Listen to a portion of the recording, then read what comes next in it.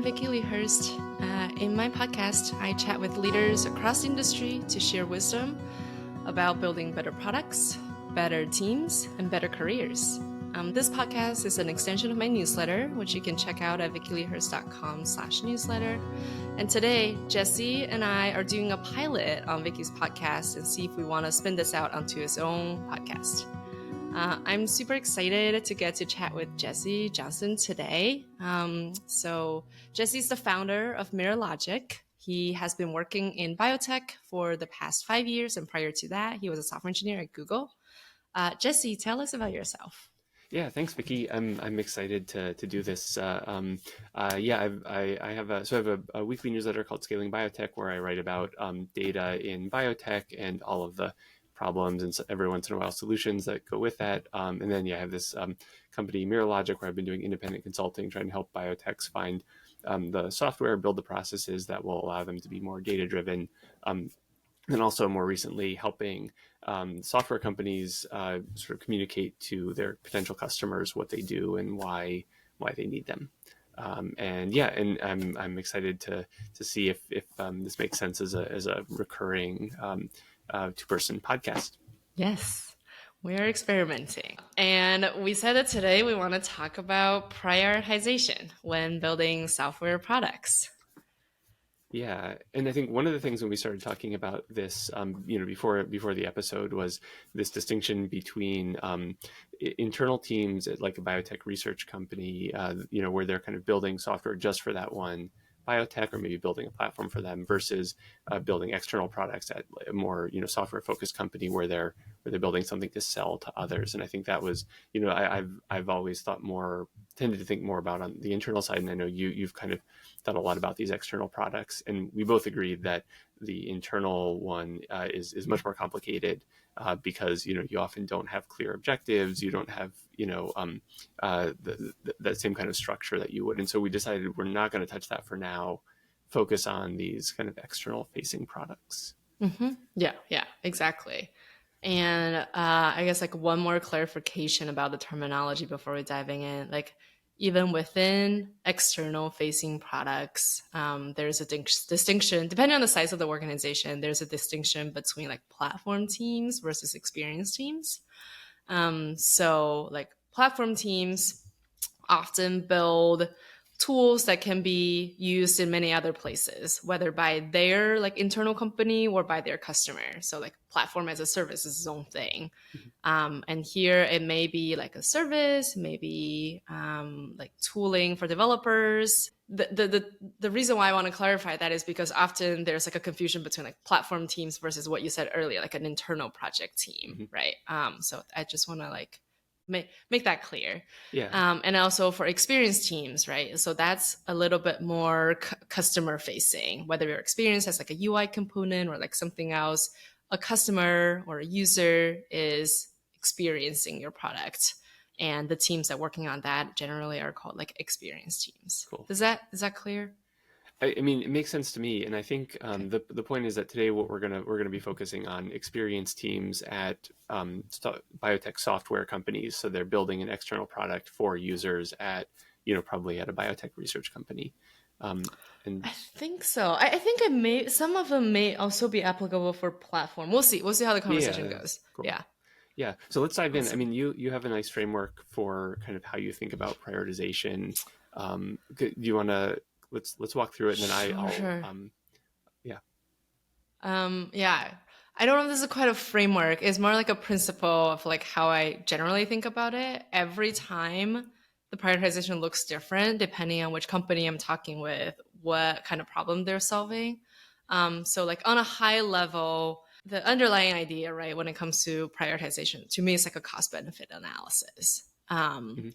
And the cost is maybe more straightforward. So like cost is like, what's the effort that goes into prioritizing these things? Oh, and we should also preface by saying here we're talking about prioritization, and we're assuming you already have a list of features to prioritize. These shouldn't come from, your customer sending you a list and you're just coming here to prioritize that. This list should come from you really understanding the customers like biggest challenges, their Hmm. dreams, what is viable. Like some people like to ask themselves like, if my customers could like win a lottery tomorrow, what would they do? What would they use that money for? To like understand the problem in that like a Hmm. deeper level. So this is assuming you have done all that work to figure out like, okay, these are truly the things that we should consider prioritizing, we should consider developing. Now we come into like, okay, which one should we go Right. first? Yeah, and I think that's usually ends up being, I mean, not easy, but it's at least the easier part, right? There's, Mm. it's fairly, you spend 5 minutes thinking you can come up with, a page of, page long list of different things that you'd like to build if you had infinite time, infinite resources. And I think even estimating those costs also is not easy necessarily, right? But again, I think it's easier than prioritization. Mm. Um, and so should we just skip straight to how we talk about the benefits, since I think that can be a little bit more tricky? Yeah. Let's do that. So I think in benefits, it depends. A lot of this we're talking about like abstract, like frameworks or like theories or principles, but a lot of this depends on your specific situation. But I think on a high level, you should at least think about benefits from the customer's perspective, the business perspective, um, in terms of how much of an impact these features are going to take, right? Hmm. Are going to make. So when thinking about like the customers, what would they be able to do like differently because of these Hmm. features Yeah, that your product can do? yeah, and I think one thing that I've seen a lot is the question of who your customer is. I think is Mm. actually, can, I mean, obviously it's important. You can't answer what the benefit to them is if you don't know them. But I think it's often more subtle, more complex than you initially think, right? Because Hmm. it's easy to conflate customers with users, right? So if you're building software for like the wet lab, it's easy to say, well, okay, so the person who's actually going to be entering the data, writing in the ELN, whatever it is, they're the customer. But often they're not the person, so they're not making the decision about what software to use. Often they may be Oh, they're making the that user, decision. not the customer. Exactly, they're the user, not the Yeah. customer, right? And so when you think Yes. about benefits, I think it's worth, yeah, kind of making that distinction and thinking Yes. who's the person who has the power, has the Yes. the decision making ability, Yes. and how are they as a user, or sorry, as a customer, going to be different from the actual users. Yes. Yeah, I think this is really common. Maybe this is like one thing that like kind of sets biotech and like healthcare tech apart from general tech. In the Right. sense of like the customers and the users are often not the same, right? And Mhm. the idea of like the software that you are building is there to enable science. That interesting dynamic brings out these like questions of like, okay, how when we are thinking about customer impact, like let's really dive deeper into like who are our customers, Mhm. who are our users, what kind of difference is going to make, what are they caring about, the same thing or are they caring about different things, right? Right. So yeah, so I think like one technique that I can see being helpful here is this idea of like working backwards or like thinking Mhm. backwards. So a lot of people are familiar with like the PRFAQ that came out of Amazon, uh, press release, frequently asked questions. It's just the idea of like writing a document from the press release, using the press release format, meaning just like you're thinking about from your customer's perspective. Um, and you're writing these like frequently asked questions, like if you actually release this feature, what would people ask about? Mhm. How would their life be different? Right. It's a thought experiment, an alignment exercise, really. Like you may think you know exactly the impact for this feature is, but when you talk to your tech lead, your Mhm. CEO, your head of product, like you realize, oh, people have like different ideas, really, when we get down to the details. Yeah, and the point is that you're not doing this when you're ready to release. You're doing this before you even start working on it. So as Yes. you kind of start the prioritization exercise with this thought experiment, and then yeah, and it kind of can help you clarify, because often it's easy to get caught up in these fairly technical, features, and say like, okay, we want to make sure that they can enter the data, 10 times faster. Yep. But if that doesn't translate into something in the press release, then maybe it's not as much of a priority as you thought it was. Yeah, yeah. No, I think that's really true. So anyways, I think a technique that here could be useful is like using some kind of working backwards Hmm. technique. PRFAQ is just one of them. Yeah, there's And I also think the. here it should Hmm. be, oh, sorry, go ahead. I was gonna say there's also the pre-mortem, which is Yes, right. I mean, it's kind of the negative version of that, but like writing out like if this fails, right. what is that failure going to look like? Maybe less relevant here, but still worth. There's a whole Well, the spectrum of these. idea is Yeah. like defining success, right? Mhm. Premortem is like, okay, what does failure looks like? Right. So we know when to turn back. Yeah, that's true. Um, I mean, sometimes having that negative, like mhm. framing these things as negatives is more useful. Yeah, I agree. I think when I was a PM, we had like a lot of emphasis on like success criteria. Mhm. But now, like doing like coaching and consulting, I've seen more benefit also combining that with like a failure criteria. There may be a different phrase for that, but the same idea Mhm. of like what would failure look like? Right. Let's define that ahead of time, Yeah. so that we know. Nice. Yeah. Okay. So that's about customer impact. Mhm. Anything else here that we want to highlight? Well, maybe what's the best way to figure out for your customer what kinds of things they care about?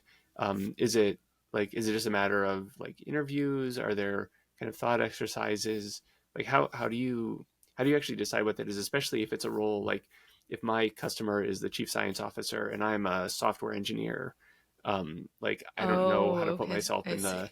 in the mindset of that CSO, right? Sure. Sure. Okay. So here we are touching a little bit also about like uh how we divide up the work. Yeah. Like what should software engineers do versus Or like maybe I'm a PMs product manager, right? Yeah. or a product Yeah. manager. Yeah, I think so. First of all, it probably depends on the size of your organization, right? Like if your organization has like a UXR team, Hmm. great. Like that's one way that you're getting some insights. Not all of it, some of it. Hmm. If you're a early startup, everybody's wearing lots of different hats. Maybe the division of labor doesn't look like super clear. Yeah. You should know that internally, like where do we draw the line? What is my responsibility versus your responsibility? Hmm. So I think this discussion would largely depend on the size of the organization. But I think generally speaking, and for the sake of this podcast, anytime we say like product or PM, we're just talking about like a product person. And by Hmm. that, I mean like they may have the title product manager, head of product, VP of product, or they may just be doing product work with a different title. Like I've Hmm. seen like data analysts picking up product work, or sometimes project managers picking up product Yeah. work, Yeah. I mean, designers, whatever that is, right? yep. Or sometimes like engineering managers doing some of that. So Yeah. so I we're mean, just gonna use like PM product as like a term that covers them yeah. all. At Google, it was until your project was big enough for a product manager. It was the tech lead who Right, was the project man or product manager. Yeah. right. Which I think there is benefits. Sorry, this is a little bit of a tangent. Like there is benefit for people on the technical side. I think at least like the leaders on the technical side to like really feel like they have as much of ownership for the product as Mhm. like the PM, right? So they feel like they can bring up issues. They can come up with better solutions for the problem, as opposed to like focusing on just implementation. Yeah. Well, Um, and I think that like even if you have a product manager, if you're a software engineer, like I think the better you can understand the user from their yes. perspective, right? The better you can understand what they value, the better the work, the better the result's going to be. Again, even Yes. you can't. I don't think anyone can offload that entirely to product manager. Though obviously there's some things that product managers can help with. Take off the plate of the software engineer or whoever it is, data analyst, whatever it is. Yep. Definitely. Yeah. So going back to your original question, when thinking about okay, how do we get these type of like insights at the first place in terms of what our customers want? First of all, I think it depends on a different form, right? Like if your software is collecting analytics, you can get some insights. Hmm. I always say it's it's always good to have a conversation, right? You can get insights about how, a large number of users click through your websites and you try to draw something from that. But that's different from me sitting down with a person, watching how they use the product, watching how their day to day works. Like, Mhm. how does my product fit into their workflow? Um, I think there's always value in these like one on one or like one on many type of conversations we're in the room. And also Yeah. like through like running these like tests, say like in Figma, you've designed a journey. Hmm. You're thinking this is going to solve them a problem, solve a problem for them, right? You present to them by saying, "Hey, can you do X, Y, and Z in this Figma, in Figma?" And they like try to work through that, and then you try to observe their behavior. Like, those are all the things that you could do to get insights. I think it probably depends on, the nature of your product, the size of your company, and like how close you can get to the actual like users and customers. Hmm. um Yeah, and I like that what you said. You never said ask them what they want, right? mm, Because in general, if you ask people, if you sort of ask people in general what they want, they'll either have a hard time telling you, or they'll probably tell you something that isn't exactly right. Whereas actually, right. like watching them work, whether it's something that you've put together, or even watching them work with the tools that they have already, asking them what steps they go through can gives you like kind of forces them to be a little bit more. I mean, maybe honest isn't the right word, because it's not like they're intentionally lying, but it makes them be a little bit more realistic about what they're how they think about things, what actually matters to them. I think so. I think it's our job, like product people, PM, whatever, our job to figure out what the customers really want. It's or customers and users. I don't think we should put that burden on the customers and users Hmm. themselves, because it takes like reflection and it takes like thinking through things.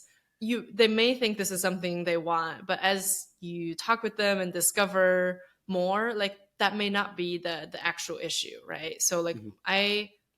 my advice is focus less on like, oh, what do you want? What are the things that would make you happy? Hmm. But rather like, what are your challenges and pain points? Can I like observe? Can I shadow you for a couple of Right. hours? Um, can I like observe how you work, how our software fits into your workflow? Hmm. Can I just learn about what is challenging, and we'll brainstorm creatively on a solution that like really helps you. Yeah. And then the only other thing I would add is that in my experience, especially in biotech, often Mhm. the what the person cares about isn't just the science, but they also care about how other people in the organization interact with Mhm. them and with the science, right? Whereas, Mhm. like the classic one that I always kind of return to is, if you're a data scientist and you're getting these Excel sheets, plate maps is an Excel sheet that's in a different format every time with all these typos, right?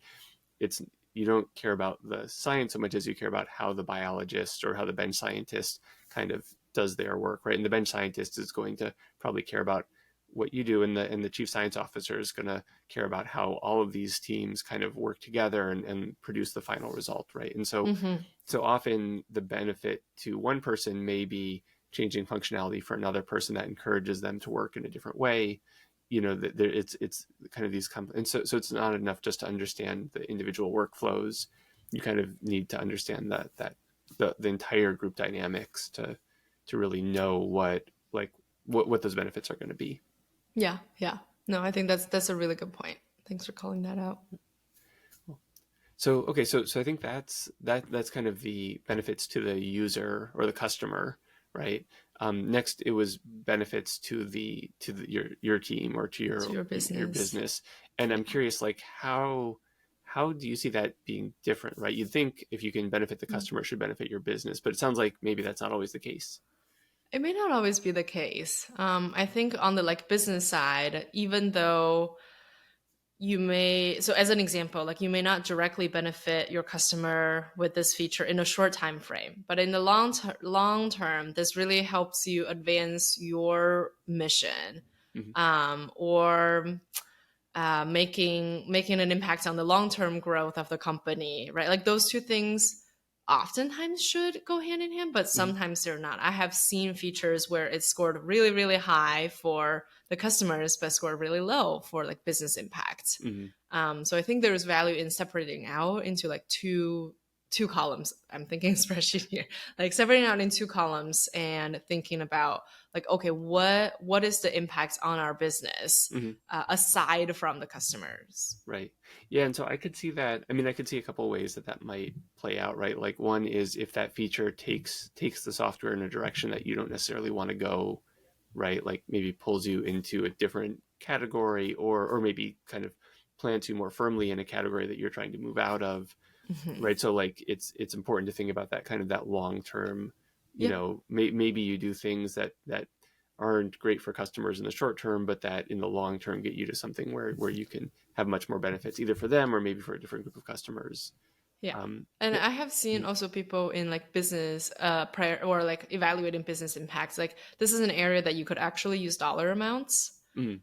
Like a certain feature, say your software is like a subscription model. You are improving the product in one way or another, and you're projecting that this is going to make this much more money, right? Mhm. Like that's also like an easy way to like think about, okay, like what is the dollar amount here, if that fits your that fits your like business model.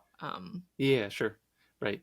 And I guess the point is that you're not saying this is more important, but it is something that needs to be kind of evaluated alongside customer benefit.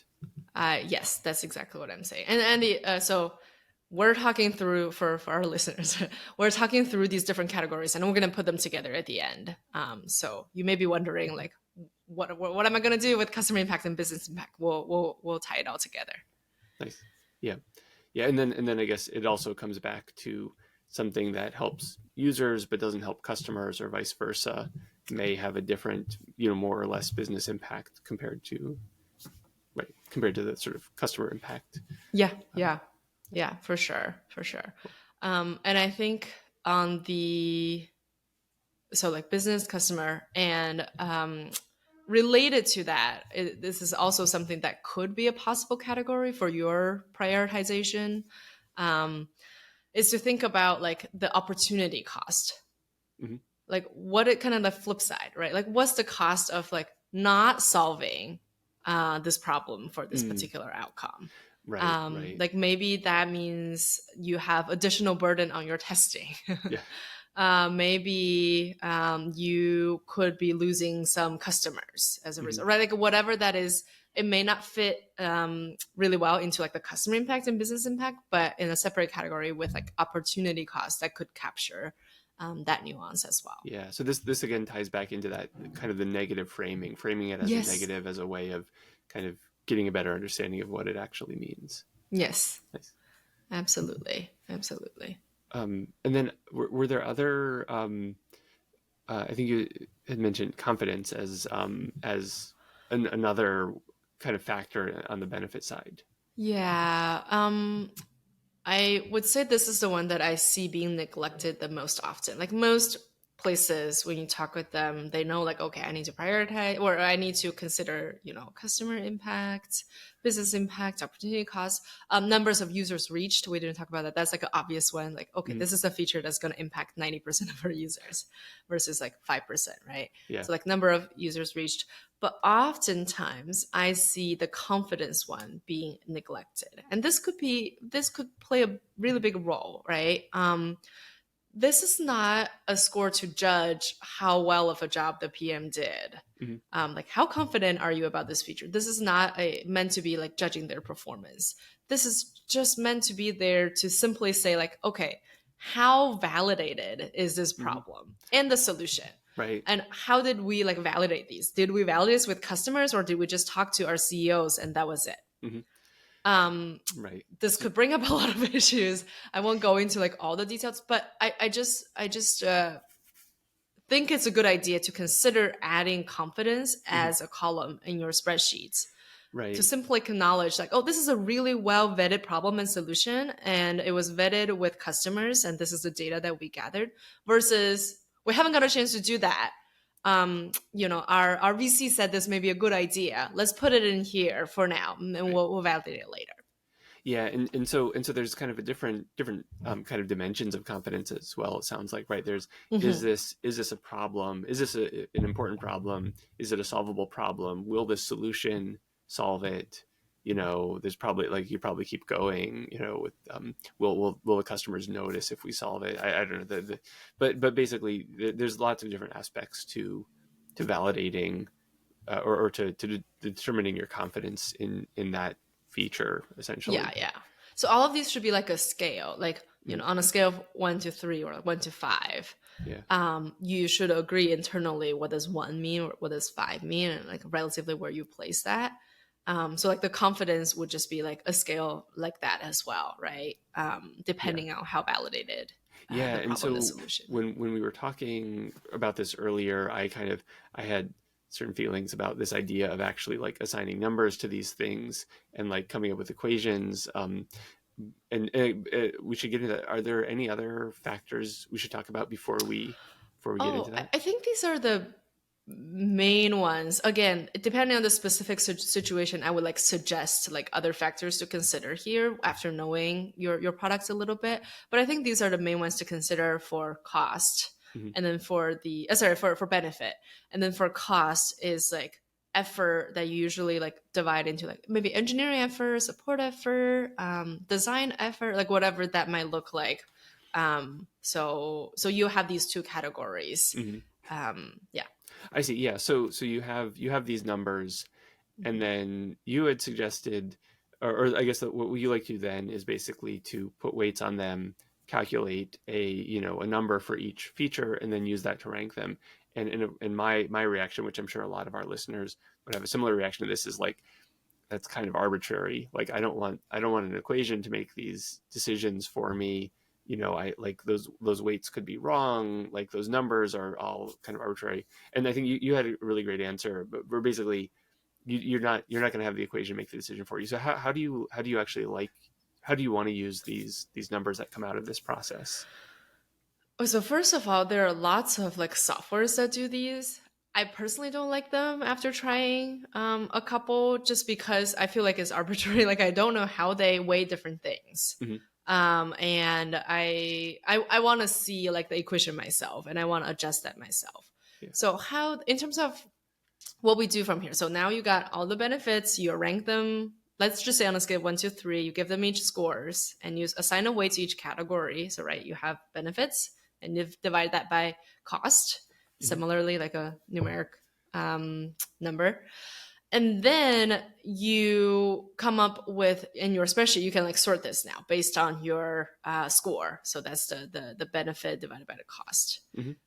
And you look at these and you're like, does this make sense? Like, Yeah. are there any surprises? Oftentimes there are. And you sit together with the stakeholders and think about like, okay, why are there these like surprises? Was that because we put way too much weight on this one category versus another? This is a really good this good point to have these type of conversations and disagreements on like how we think about the impact and the cost Hmm. of each feature. So I think like the goal here is really that exercise of like sitting together, adjusting, looking at the spreadsheet, sorting a couple times using like a slightly different formula, and like looking at getting the reactions and understanding the reasoning. I think that's a really big part of like prioritization. Yeah, and so what I like about this is that you're not using the equations to make the decision. What you're doing it is you're using the equations to force you to think about specific aspects of it in ways that you might not have if you were just going through, right? Because if you're just going through, you're going to have recency bias, you're going to have certain favorites, you're going to rank those more, right? And so when you actually go through this, it basically forces you to either, like, justify those favorites or kind of recognize why maybe they shouldn't be your favorites. And so there's this kind of phenomenon that if someone can't choose between two options like A and B, there's this trick you can use where you can say, just like, all right, I'm going to make the decision for you, it's going to be A. How do you feel about that, right? Mm, And if they say, oh, I feel relieved, actually, I'm really glad that you picked A, then great, A was the decision. If they say, oh, I'm like, that's awful, I really don't like A after all, then you go with B, right? And the Yeah. point is not to make the decision for them, it's to force them to like kind of basically see how they feel in that decision. And so I think using this ranking where, again, it's not making the decision for you, it's forcing you to look at that ranking and then say, okay, do I agree with this or disagree with this? Yeah. I I mean, think it helps to even like pull information out of your head that you maybe didn't think about yeah. previously. Yes. So like when people are talking and like looking at the equation, like this doesn't make sense. I have this insight in terms of a way that we can implement this that is actually much cheaper, or like some additional insights Mm, that I learned from like sales the other day that I just forgot until now, but it was in the back of my head and influenced my decisions. mm-hmm. But I didn't get to articulate that, right? Like, so this Yeah. is like really helpful to like pull that information out of your head. And I've heard people using the phrase like, "Oh, I want to get into like the right mindset when Mm-hmm. I do prioritization, developing roadmaps, like whatever the product task is." Mm-hmm. This is a part of that. I think it's like helping you get into the right mindset, thinking about different dimensions, thinking about the why behind it, and kind of forces you to think about the why. Yeah. So I think that's the value, and you should always work towards like, okay, our goal is to actually prioritize. We don't want this to drag on infinitely. So at some point, it's like good enough, and we're gonna start Mm-hmm. scoping things out, developing, and all that. Nice. Yeah. Yeah, absolutely. I think right. The point is making a decision is better than, any decision is better than no decision. Yep. Yeah. Yeah, Nice. definitely. And I've also like another caveat in this exercise is like I have seen also like people liking this idea of like MVPs, right? Like every Mm-hmm. company is doing some form of that.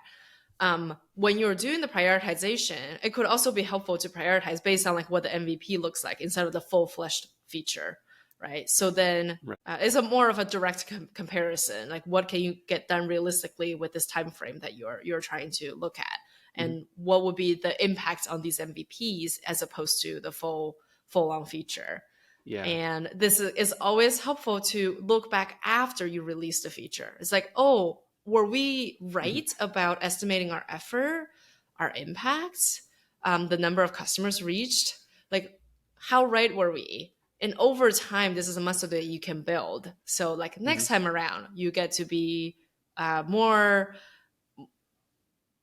thoughtful about like how you Yeah. think about these because of your past experience and that reflection. Yeah. And actually, I think this idea of building the MVP to kind of validate your hypothesis about the cost and the value, I think is a great topic, and something that's probably even more specific to biotech, where I think Mm, building MVPs in biotech is very different from building MVPs in kind of general tech. mm. So maybe that would be a good discussion for a future episode. Yeah, Nice. awesome. Cool. Was there anything else on? I mean, I think that gives us kind of a pretty good. We've got the categories, we've got the kind of approach and why the approach works, even if it might sound a little crazy to begin with. Anything else to add on prioritization? I think that's it on like a kind of principle level. Again, every situation is different. If people have thoughts, like please come talk to us. Would love to like learn about your specific situation and how this might need to be adjusted. But I think on a principle level, this covers like the spirit. Nice. Yeah, Sounds good. So should we call it there? awesome. Let's call it there. Thanks, Vicky. This is fun. Yes, likewise.